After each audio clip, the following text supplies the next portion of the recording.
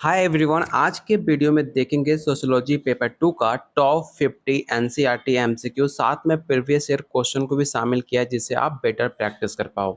आज का practice set number 4 है। इससे पहले हमने प्रैक्टिस सेट और most important topic wise MCQ कर चुके हैं जो आपके एग्जाम के लिए काफ़ी ज़्यादा इंपॉर्टेंट है। अगर आपने वो वीडियो नहीं देखा है तो आप जाकर वीडियो के प्ले लिस्ट में चेकआउट कर सकते हो। शुरू करने से पहले अगर आपको बता दें कि अगर आप सीरियस हो बीपीएससी और झारखंड लेडी सुपरवाइजर या स्टेट 2024 के लिए, तीनों का सिलेबस काफ़ी डिफरेंट है।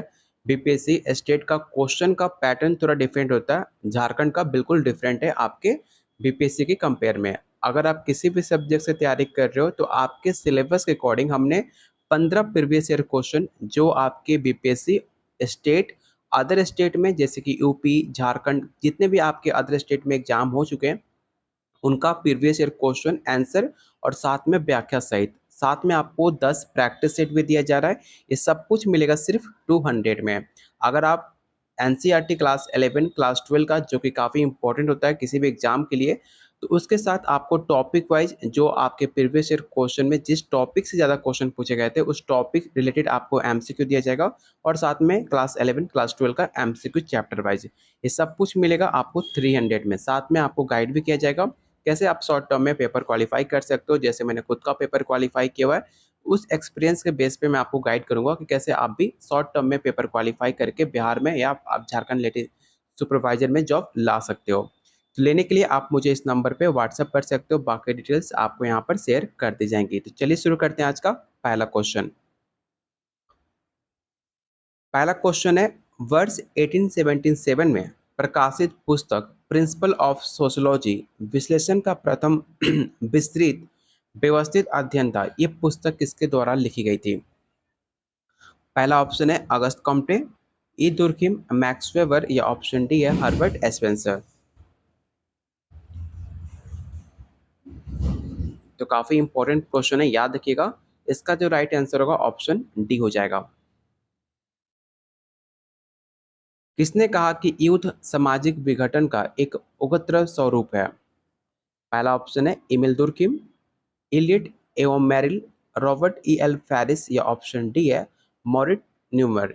याद रखिएगा जो आज के वीडियो में आपको प्रैक्टिस सेट कराया जा रहा है ये ऑलरेडी आपका प्रीवियस ईयर क्वेश्चन का पूछा हुआ सवाल है जो कि काफ़ी इंपॉर्टेंट है। किसी भी एग्जाम अगर आप देने जा रहे हो, चाहे आपका बीपीएससी हो, स्टेट हो, झारखंड हो, प्रीवियस ईयर क्वेश्चन कंप्लीट करना काफ़ी ज़्यादा जरूरी होता है। साथ में अदर स्टेट में जो प्रीवियस ईयर क्वेश्चन हुए रहते हैं करंट में जो एग्जाम होते हैं उनका भी प्रीवियस ईयर क्वेश्चन आपको देखना जरूरी होता है, क्योंकि ऐसा देखने को मिलता है कि 10 से 15 क्वेश्चन डायरेक्ट आपको प्रीवियस ईयर क्वेश्चन से आपके पेपर में देखने को मिल जाता है। इसलिए आपको क्वेश्चन को करा रहा हूँ जिससे आप एक ओवरऑल एक आइडिया मिल सकता है कि क्वेश्चन कैसे एग्जाम में आते हैं। तो अगला क्वेश्चन है आपको सूची 1 और एक सूची 2 दी गई है, इसमें आपको सही मिलान करना है। तो पहला साइड आपको दिया गया है कुछ वैज्ञानिकों का नाम और दूसरे साइड उनके चुनाव करने की कौन सा सही है। तो चलिए चुनाव इसका कर लेते हैं। पहला ऑप्शन है जेमिन सेफ्ट एवं जैसिल सेफ्ट। तो याद रखिएगा ए का आपका एफ टॉनिस हो जाएगा, ठीक है। तो ए का 1 होगा, बिल्कुल आपका सही मिलान दिया गया है। सेकेंड ऑप्शन है सांस्कृतिक विलंबन जो कि होगा ऑप्शन 4। ऑप्शन सी आत्महत्या, मैंने कई बार आपको बता चुका हूँ कि दुर्किम का काफ़ी फेमस पुस्तक है आत्महत्या। आपके एग्जाम में और इस जो मैं 3 प्रैक्टिस सेट करा चुका हूँ सिंगल प्रीवियस ईयर क्वेश्चन में आत्महत्या से 3 क्वेश्चन अभी तक हमने देख लिए। इसलिए मैं आपको टॉपिक वाइज जब मैंने दुर्किम से स्पेंसर से सबसे मैंने टॉपिक वाइज टॉप 50 क्वेश्चन कराया था, मैंने ऑलरेडी इस टॉपिक से काफ़ी ज़्यादा क्वेश्चन करा चुका हूँ। आप जाकर वीडियो के प्लेलिस्ट में चेकआउट कर सकते हो। जो टॉपिक होते हैं काफ़ी ज़्यादा इंपॉर्टेंट होते हैं, मैं ऑलरेडी अपने यूट्यूब पे करा देता हूँ क्योंकि उस टॉपिक से ज़्यादा वेटेज होते हैं आपके एग्जाम में। तो याद रखिएगा आत्महत्या आपका दुर्किम का है, तो ऑप्शन सी का 2 हो जाएगा। एक ऑप्शन बचता है आपका डी जो कि होगा ऑप्शन 3, ठीक है। तो इसका सही मिलान क्या होगा? तो ऑप्शन इसका सी इसका राइट आंसर होगा, ठीक है, ऑप्शन सी। यहाँ पर आप देख सकते हो सही मिलान करके दिया गया है, आप इसका स्क्रीनशॉट जरूर रख लेना, आपके एग्जाम के लिए काफ़ी ज़्यादा इंपॉर्टेंट है। अगला क्वेश्चन है सामुदायिक भाव के 3 तत्व कौन कौन से हैं? तो पहला है हम का भाव, भूमिका पालन का भाव, निर्भरता का भाव का उल्लेख। तो निम्नलिखित में किस समाजशास्त्री ने सामुदायिक भाव को 3 तत्वों में बांटा था? आपको ये बताना है। तीनों का नाम आपको यहाँ पर साफ दिख रहा होगा। पहला ऑप्शन है आगबन, रॉबर्ट के डेविस और मैकाइवर एवं पेज। तो आपको बताना है कि क्वेश्चन 74 का राइट आंसर क्या हो जाएगा।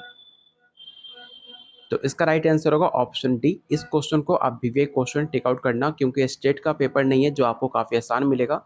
ऐसे क्वेश्चन आपके इस लेवल क्वेश्चन आपके एग्जाम में देखने को मिलेंगे, तो आप जितना प्रैक्टिस करोगे एग्जाम से पहले उतना आप लोग के लिए बेटर रहेगा।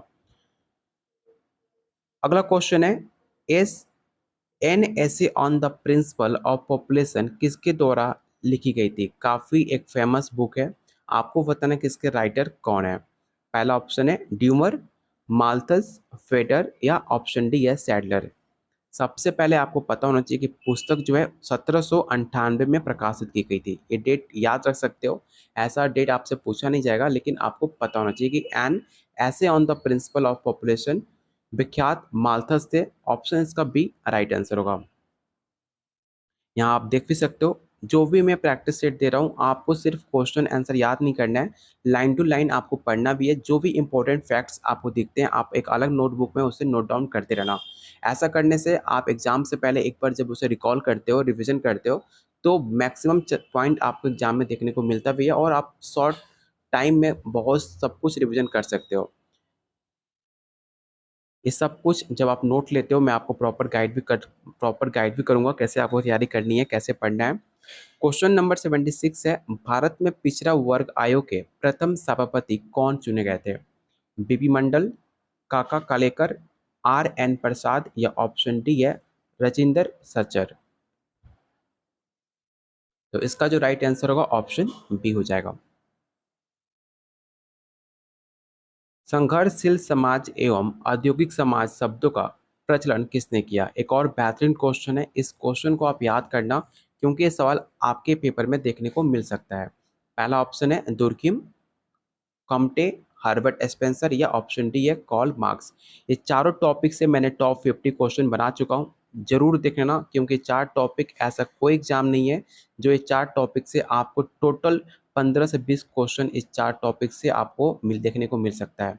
तो आप उस वीडियो को जाकर प्ले लिस्ट में चेकआउट जरूर करना। तो क्वेश्चन 77 का जो राइट आंसर होगा ऑप्शन सी हो जाएगा। किसने कहा कि विवाह नियमित यौन संबंधों से कुछ अधिक होता है। पहला ऑप्शन है बिफोल्ट, समनर, वेस्टरमार्क या ऑप्शन डी है मनु। तो इसका राइट आंसर होगा ऑप्शन सी वेस्टरमार्क। सामाजिकरण के संदर्भ में मैं और मुझे की अवधारणा किसके द्वारा प्रयुक्त की गई थी। पहली बात, ये सवाल आपके यूपी में पूछा जा चुका है और पिछली बार आपके बिहार में भी पूछा गया था। तो इस क्वेश्चन को आप पीवीआई क्वेश्चन जरूर टिक आउट करना। मैक्सिमम जितने भी स्टेट में एग्जाम होते हैं और आने वाले एग्जाम होते हैं तो उनके माइंड में जो अदर स्टेट में क्वेश्चन पूछे जा चुके हैं उस क्वेश्चन को आने के चांसेस काफ़ी ज़्यादा होते हैं, क्योंकि नए क्वेश्चन कितना कोई बना सकता है। हर साल आपके एग्जाम में पेपर होते रहते हैं और हर बार नया क्वेश्चन बना पाना मुश्किल है, क्योंकि सिलेबस आपका लिमिटेड है और सिर्फ क्वेश्चन का पैटर्न चेंज कर दिया जाता है, लैंग्वेज चेंज होता है, लेकिन क्वेश्चन पूछने का तरीका आपका सेम रहता है। अगर आपने डिटेल में पढ़ते हो तो सिर्फ क्वेश्चन को समझो, लैंग्वेज को बिल्कुल ध्यान मत दो, क्योंकि लैंग्वेज आपका काफ़ी लेंथी होता है लेकिन सिर्फ क्वेश्चन जो पूछा जाता है वो सिर्फ 5 से 6 वर्ड में होता है। इसलिए आप लैंग्वेज देखकर मत डरना, सिर्फ आप क्वेश्चन को बस समझो और आंसर टिक आउट करते हो तो हर एग्जाम का, हर स्टेट का पेपर क्वालिफाई कर सकते हो। अगर आप सिर्फ क्वेश्चन को समझकर आंसर टिक आउट करते हो तो बस सिर्फ आपको रट्टा मत मारना। तो क्वेश्चन 79 का जो राइट आंसर होगा ऑप्शन डी। इसे आप याद रख सकते हो कि मैं और मुझे की अवधारणा मिड के द्वारा दी गई थी, जो कि काफ़ी एक फेमस स्टेटमेंट है। ऑप्शन डी इसका राइट आंसर होगा। देख सकते हो यहाँ पर कितने सारे पॉइंट दिए गए हैं, अगर आप इसे पढ़ते हो इस पूरे पॉइंट से आप 2 से 3 क्वेश्चन बना सकते हो जो आपके आने वाले एग्जाम के लिए काफ़ी ज़्यादा इंपॉर्टेंट हो सकता है।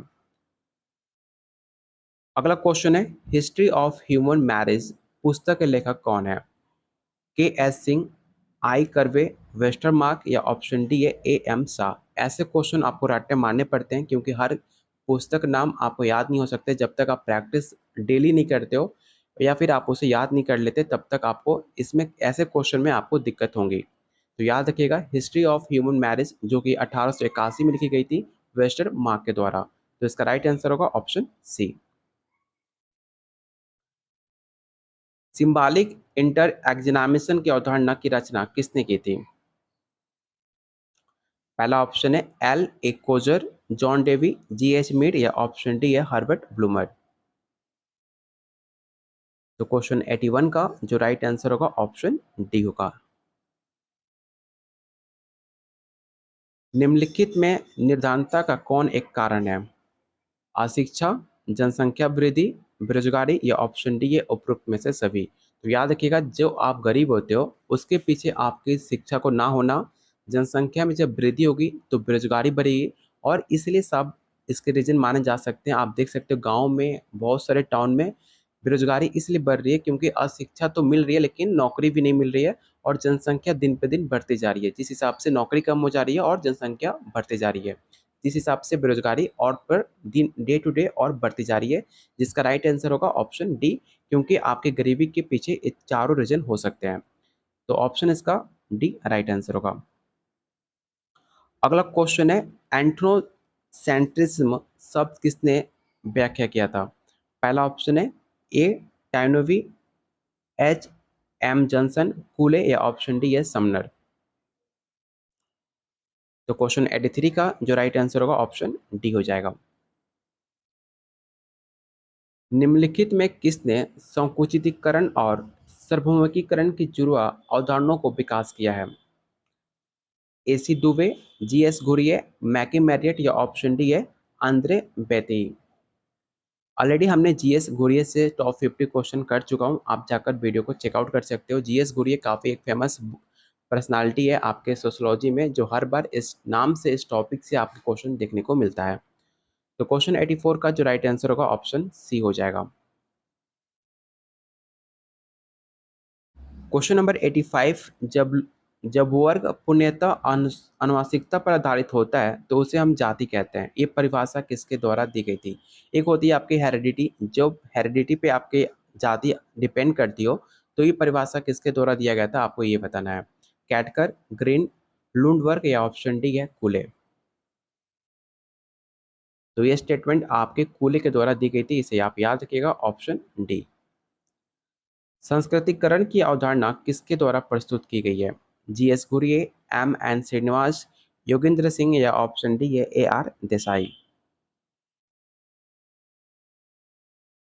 तो क्वेश्चन 86 का जो राइट आंसर होगा ऑप्शन बी हो जाएगा। क्वेश्चन नंबर 87, मरडाक के अनुसार कितने संबंधी तृतीयक नातेदारी की श्रेणी में आते हैं? पहला ऑप्शन है 150, 152, 151 या ऑप्शन डी है 155। तो याद रखिएगा, मार्टेक ने टोटल आपके 151 प्रकार बताए थे, ऑप्शन इसका सी राइट आंसर होगा। यहाँ पर आप देख भी सकते हो, मार्टाक ने 8 प्रकार के प्राइमरी सोर्स बताए थे, 33 प्रकार के सेकेंडरी बताए थे, और टोटल आपके तृतीय नातेदारी में 151 की व्याख्या की गई थी। और आपसे क्वेश्चन पूछा गया था तृतीय, अगर आपसे पूछ लेता प्राइमरी में, तो प्राइमरी में आपका 8 होगा और सेकेंडरी में आपका 33 होगा। इस पॉइंट को आप नोट डाउन जरूर करना, आपके एग्जाम में काफ़ी ज़्यादा इंपॉर्टेंट है। और आप लोगों से रिक्वेस्ट है, जिन्होंने अभी तक वीडियो को लाइक नहीं किया तो प्लीज़ वीडियो को लाइक और शेयर जरूर करना, क्योंकि आप लोग के लिए ऐसा कंटेंट, ऐसे क्वेश्चन लाया जाता है जो आपके फिर आपके एग्जाम में देखने को जरूर मिले। सेम पैटर्न पे आपको कम से कम डायरेक्ट क्वेश्चन अगर नहीं मिलता है तो आपको सेम पैटर्न पे क्वेश्चन देखने को मिलेगा, इसकी गारंटी मैं आपको देता हूँ। जैसे हमने स्टेट पेपर क्वालिफाई किया था, सेम पैटर्न पे सेम क्वेश्चन आपको एग्जाम में देखने को मिले थे।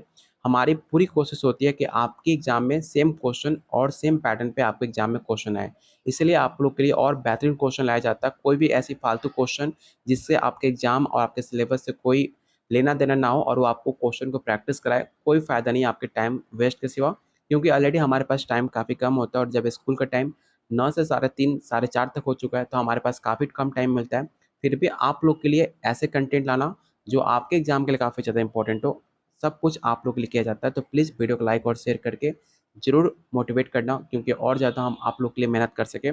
इससे काफ़ी ज़्यादा हमें एक पुश मिलता है, काफ़ी ज़्यादा मोटिवेशन मिलता है। तो उम्मीद करता हूँ आप वीडियो को लाइक और शेयर जरूर करोगे। तो क्वेश्चन 87 का राइट आंसर मैंने आपको बता दिया है, ऑप्शन सी होगा। अगला क्वेश्चन है, हिंदू विवाह के निम्नलिखित प्रकारों में कौन सा प्रकार प्रशस्त कोटि का विवाह नहीं कहा गया है? इस सवाल ऑलरेडी आपके बीपीएससी में पूछा भी जा चुका है, इसे आप जरूर याद रखना। क्वेश्चन 88 का जो राइट आंसर होगा ऑप्शन सी हो जाएगा। आप देख सकते हो ये जो प्रीवियस ईयर क्वेश्चन है आपका यूपी का है, लेकिन ये सेम क्वेश्चन आपके बीपीएससी में भी पूछा जा चुका है। इसलिए मैं कहता हूँ कि अदर स्टेट का प्रीवियस ईयर क्वेश्चन अटेम्प्ट आप जरूर करना, क्योंकि आप जब अटेम्प्ट करते हो सेम क्वेश्चन सेम पैटर्न पे आपको एग्जाम में देखने को 100% मिलता है। ये मेरा खुद का एक्सपीरियंस है। चलते हैं क्वेश्चन नंबर 89 पे। भारतीय समाज खुला नहीं होते हुए भी बंद समाज कभी नहीं रहा, ये किसके द्वारा दी गई एक फेमस स्टेटमेंट है, आपको ये बताना है। पहला ऑप्शन है आर के मुखर्जी, डीपी मुखर्जी, जीएस घुरिये, या ऑप्शन डी है एम एन श्रीनिवास। तो क्वेश्चन 89 का जो राइट आंसर होगा ऑप्शन बी हो जाएगा। अभौतिक संस्कृति की अवधारणा किसने दी है? पहला ऑप्शन है सोरोकिन, मैक्स वेबर, पैरेटो, या ऑप्शन डी है आग वन। तो याद रखिएगा सोशल चेंज के बारे में आप बात करते हैं कौन, तो आग वन, ठीक है, ऑप्शन डी सोशल चेंज, जिसे आप इंग्लिश में सोशल चेंज बोलते हो, अभौतिक संस्कृति को कब की थी, तो 1922 में। इसे भी आप याद रख सकते हो। ऑप्शन इसका डी राइट आंसर होगा। अगला क्वेश्चन है गीता में वर्णित क्रम के 3 प्रकारों में निम्नलिखित में कौन सा सही नहीं है?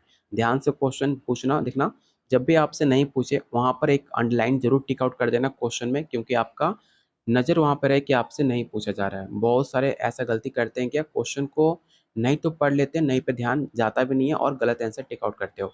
इसलिए जब भी आपसे क्वेश्चन में नहीं पूछे, थोड़ा सा वहां पर सतर्क होकर नहीं को एक अंडरलाइन कर देना, जिससे आपका अटेंशन उस पर बना रहे कि आपसे नहीं पूछा गया है। तो आपको बताना है कि क्वेश्चन 91 का राइट आंसर क्या हो जाएगा। तो इसका राइट आंसर होगा ऑप्शन सी मानसिक क्रम। निम्नलिखित में किस में सदस्यता ऐच्छिक होती है? समाज में, समिति में, समुदाय में, या ऑप्शन डी है संस्था में। तो क्वेश्चन 92 का जो राइट आंसर होगा ऑप्शन बी होगा समिति। निम्नलिखित में कौन सामूहिक प्रतिनिधान के अध्ययन से संबंधित है? ये क्वेश्चन आपको पता होना चाहिए, क्योंकि ऑलरेडी हमने प्रैक्टिस सेट में आपको करा चुका हूँ। तो उम्मीद करता हूँ आप इसका आंसर सही से बता पाओगे। पहला ऑप्शन है वेबर, दुर्किम, कॉम्टे, या ऑप्शन डी है स्पेंसर। जब भी बात की जाए ग्रुपिंग प्रतिनिधि का, तो दुर्किम के द्वारा इसकी अध्ययन की गई थी, आप इसे याद रखना। ऑप्शन इसका बी राइट आंसर होगा। सभी सामाजिक परिवर्तन विचारों के माध्यम से घटित होता है, ये किसके द्वारा एक स्टेटमेंट कही गई थी? मैकाइवर एवं पेंस के द्वारा, गिलिन एवं गिलिन, आगवन एवं निफकाफ, या ऑप्शन डी है मैरिल एवं एल्ड्रिज। तो याद रखिएगा और इस क्वेश्चन को आप विवेक क्वेश्चन जरूर टेक आउट करना। क्वेश्चन 94 का जो राइट आंसर होगा ऑप्शन सी हो जाएगा। अगला क्वेश्चन जो कि काफी बेहतरीन है, जब एक हिंदू पुरुष अपने से उच्च वर्ग की स्त्री से विवाह करता है उसे आप क्या कहते हो? जैसे कि मान लो अगर आप कोई ऐसे कास्ट जो जैसे कि मतलब जो लोअर कास्ट है, लोअर कास्ट अगर कोई एक उच्च वर्ग अपने कंपेयर में कोई उच्च वर्ग की शादी करते हो, तो उसे आप क्या कहोगे, आपको ये बताना है। तो पहले इसका पहले ऑप्शन देख लो। पहला ऑप्शन है प्रतिलोम, अनुलोम, देवर विवाह, या ऑप्शन डी है शाली विवाह।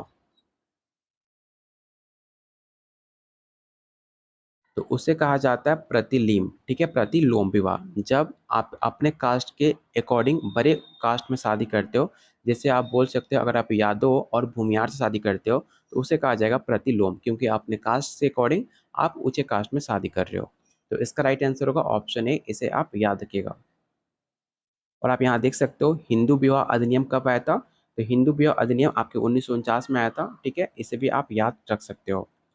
समुदाय लघुत्तम प्रादेशिक समूह है जो सामाजिक जीवन के सभी पक्षों के आलिंगन करता है। समुदाय की उक्त परिभाषा देने वाले कौन थे? तो याद रखिएगा डेविस थे। ऑप्शन इसका ए राइट आंसर होगा डेविस। मूल्यों के समाजशास्त्र पे लिखने वाले निम्नांकित भारतीय समाजशास्त्रियों में कौन विख्यात है? जीएस घुरिये, राधा कमल मुखर्जी, डीपी मुखर्जी, या ऑप्शन डी है एके शरण। एक बात याद रखना, जो भी बीपीएससी की तैयारी कर रहे हो या आप झारखंड का स्टेट वालों, मतलब स्टेट के लिए तो क्वेश्चन है ही नहीं आपका, लेकिन आप दो सब्जेक्ट से जो तैयारी कर रहे हो, याद रखना आपके प्रीवियस ईयर क्वेश्चन उठा के देखो, या चाहे आप किसी अदर स्टेट का, मैक्सिमम क्वेश्चन आपके एक राइटर मिल सकता है, कौन से पुस्तक के कौन राइटर हैं, और दूसरा जो टॉपिक है वो है आपका स्टेटमेंट। ये 2 टॉपिक जो आपके एग्ज़ाम में बार-बार क्वेश्चन रिपीट होते हैं, मतलब आप ऐसा कह सकते हो कि ये 2 टॉपिक से 25 से 35 क्वेश्चन सिर्फ़ 2 टॉपिक से कवर होते हैं। तो आप अगर थोड़ा बहुत भी 2 घंटा टाइम देते हो इस 2 टॉपिक पे, तो आसानी से आप पेपर एक अच्छे कट ऑफ मार्क्स क्वालीफाई कर सकते हो। इसलिए जो भी आप इस प्रैक्टिस सेट लोगे, उसमें बहुत सारे स्टेटमेंट जो एग्ज़ाम में सवाल पूछे जा चुके हैं, तो एक आइडिया मिल सकता है कि स्टेटमेंट से कैसे सवाल पूछे जा सकते हैं और राइटर कौन-सा पुस्तक फेमस पुस्तक है, यहाँ पर सब कुछ आपको मिल जाएगा। तो 2 घंटे टाइम इस पे ज़रूर देना, क्योंकि मैक्सिमम क्वेश्चन आपको इस 2 टॉपिक से पूछे जाते हैं। प्रीवियस ईयर क्वेश्चन का पैटर्न एक बार ज़रूर चेकआउट करना, क्योंकि एक ओवरऑल एक आइडिया मिल पाएगा आपको कि कैसे क्वेश्चन, जैसे कि मैंने खुद प्रीवियस ईयर क्वेश्चन देखा हुआ है, मैंने ऑलरेडी पेपर दिया हुआ है, तो मुझे मुझे खुद का एक्सपीरियंस है कि 2 टॉपिक काफ़ी मैटर करता है। लेकिन हो सकता है कि आपको कुछ अलग दिखे, तो प्रीवियस ईयर क्वेश्चन ज़रूर एक बार अच्छे से पैटर्न को समझना कि क्वेश्चन का पैटर्न क्या है। जितना मैंने समझा है, मैंने आपको बता रहा हूँ कि 2 टॉपिक काफ़ी ज़्यादा इम्पोर्टेंट है आपके एग्ज़ाम के लिए, और 4-5 टॉपिक हैं, जैसे कि आपका जीएस घुरी हो गया, ठीक है? डीपी मुखर्जी हो गया, ये सब टॉपिक है जो काफ़ी इंपॉर्टेंट होते हैं। इसे भी आप देख सकते हो, मैंने ऑलरेडी आपके प्रीवियस ईयर वीडियो की प्लेलिस्ट में टॉप 50 क्वेश्चन सब पे मैंने कराया हुआ है। चलते हैं क्वेश्चन नंबर 98 पे। लेवी-रेट विवाह क्या है? आपने नाम सुना होगा लेवी-रेट। लेवी-रेट क्या होता है? तो लेवी-रेट होता है पति के भाई के साथ विवाह, लेवी-रेट विवाह कहते हैं। आपने देखा होगा कि जो आपकी वाइफ़ होती है, उनकी बहन और आपके भाई के साथ शादी हो जाता है, उसे कहा जाता है लेवी-रेट, कि अपने पति के भाई के साथ विवाह करना लेवी-रेट होता है। तो इसका राइट आंसर होगा ऑप्शन ए। अगला क्वेश्चन है, निम्नलिखित समाजशास्त्रियों में किस समाजशास्त्री में स संरचनाकरण की अवधारणा दी है? पहला ऑप्शन है ए गेंडिस, लेवी स्ट्रॉस, टी पार्सन्स, या ऑप्शन डी है सासुरे। तो इसका राइट आंसर होगा ऑप्शन ए। कब दी थी? तो 1984 में दिया था। इसे भी आप याद रख सकते हो। अगला क्वेश्चन है, किस संविधान संशोधन के द्वारा पंचायती राज संस्थाओं को महिलाओं के लिए 1/3 आरक्षण प्रदान किया गया था? एक और बेहतरीन क्वेश्चन है, इस क्वेश्चन को तो आप रट्टा जरूर मारना। वो संशोधन था आपका 73 आर्टिकल। पंचायत कौन सा होता है? तो आर्टिकल 40। आर्टिकल 40 आपके पंचायती राज का उल्लेख देखने को मिलता है, लेकिन आपके 73 संविधान संशोधन में पंचायती राज संस्थाओं में महिलाओं के लिए 1/3, ठीक है, 1/3 जो आरक्षण था उसे प्रदान किया गया था। आप इसे याद रख सकते हो। ऑप्शन इसका क्या होगा? तो ऑप्शन डी 73 से संशोधन।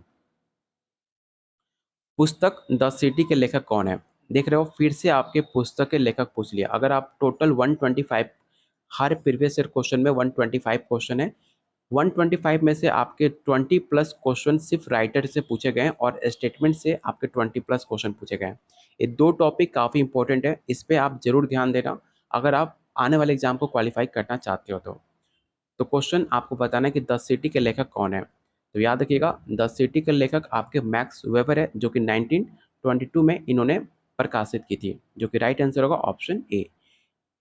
इनके और भी कुछ फेमस पुस्तक है, आप इसका स्क्रीनशॉट ले सकते हो, जो कि आपके एग्जाम के लिए काफ़ी ज़्यादा इंपॉर्टेंट हो सकता है। जैसे कि इकोनॉमी एंड सोसाइटी, जो ऑलरेडी आपके प्रीवियस ईयर क्वेश्चन में पूछे जा चुके हैं, 1921 में प्रकाशित हुआ था। अगला क्वेश्चन है, एक वयस्क अपराधी एक बाल अपराधी में भेद करने के आधार क्या है? मतलब एक जिसका उम्र है 22 प्लस या 22 प्लस एक आदमी है, और एक बच्चा है जो 18 से कम है। तो आपको बताना है कि इन दोनों में डिफरेंट क्या है, बाल अपराधी में एक और एक वयस्क अपराधी में। पहला ऑप्शन है बड़ा अपराध, दुराचरण, आयु, या ऑप्शन डी है गिरफ्तारी परवाना। तो डिफरेंट है सिर्फ आयु का, क्योंकि अपराध चाहे 18 से कम करे या 18 से ऊपर वाले करे, दोनों अपराधी कहलाएगा। सिर्फ दोनों में अंतर है आपका आयु का।